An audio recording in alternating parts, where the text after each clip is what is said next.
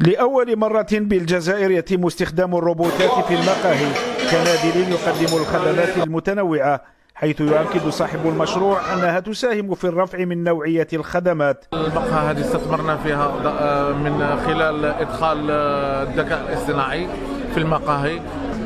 رانا جبنا روبو رجل آلي في المقهى، وهذا الرجل الآلي متعدد الخدمات، من بين الخدمات وهي أنه يسربي ينجم يأكومباني الزبون من عند الباب حتى الطاولة، من خلال أنه يدير بالهاتف تاعه يدخل غير لو كود كيير ويطلب الطلبات تاعه. السيرفر ينجم ياخذ الطلبات من عند الطاولة ديريكتومون.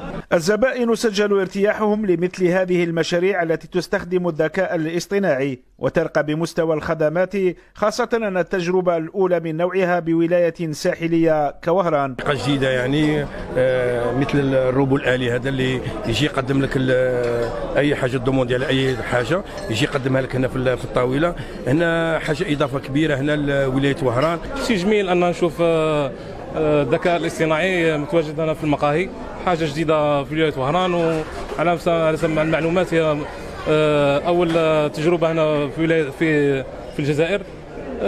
شيء جميل، إضافة للسياحة هنا في ولاية وهران. مواكبة استخدام الذكاء الاصطناعي والآلة كنادل في مختلف الخدمات حتمية لا مفر منها، لكن للإنسان خاصية لا توجد في الآلة، هي المشاعر.